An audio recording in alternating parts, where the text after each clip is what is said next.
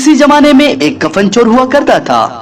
वो रात के अंधेरे में कब्रिस्तान में जाता और मैयत की कफन चुराया करता था। एक मर्तबा एक औरत का इंतकाल हो गया तो फिर लोगों ने उसे एक कब्रिस्तान में दफन कर दिया। एक खबर उस कफन चोर के पास पहुंच गया। वो हर रोज की तरह इस बार भी कफन चोरी करने के लिए कब्रिस्तान में पहुंच गया और कब्रिस्तान में जाकर कब्र खोदना शुरू कर दी और कब्र खोदकर उस मैयत की चादर को खींचने लगा। अचानक उस औरत की जिस्म में हरकत हुई और वो चादर को थाम लिया और उस कफन चोर को खींचकर एक तमाचा मार दिया, जिसकी वजह से उसके चेहरे पर उस औरत की उंगलियों के निशान पड़ गए। और उसके बाद उस शख्स ने तौबा कर लिया कि आज के बाद मैं कफन नहीं चोरी करूंगा।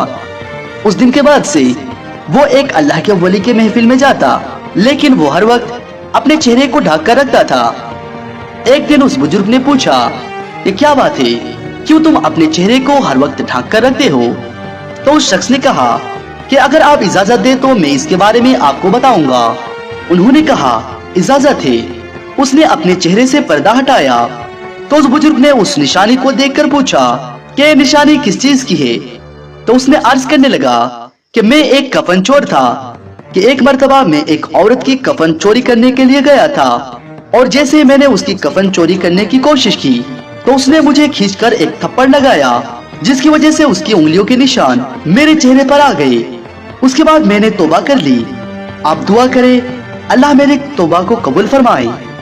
अब उस बुजुर्ग ने इस वाक़े को एक दूसरे बुजुर्ग के बारगाह में पेश करते हैं कि मैंने आज एक अजीब वाक़े के बारे में सुना है।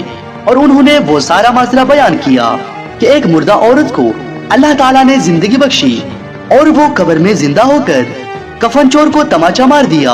तो उस अल्लाह के वली ने इस वली को फरमाया कि जरा उस कफन चोर को पूछो कि कब्र में दफनाया जाने वाले मुसलमानों का चेहरा किबले की तरफ जब कर दिया जाता है, क्या उसने कबे से हटे हुए चेहरा भी देखा है?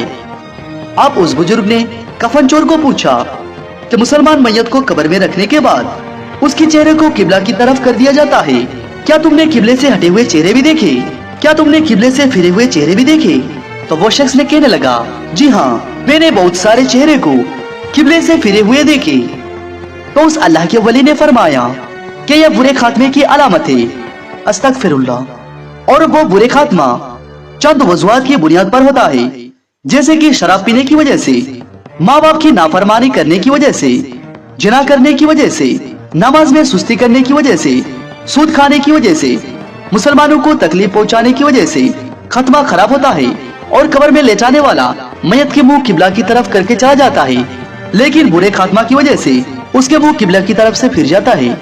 अल्लाह ताला से दुआ है कि या अल्लाह तू हमें इन बुरे कामों से बचा ले और हमें पक्का सच्चा मोमिन बना दे, ताकि हमारे मुंह कब्र में भी किबला की तरफ ही रहे। आमीन सुमा।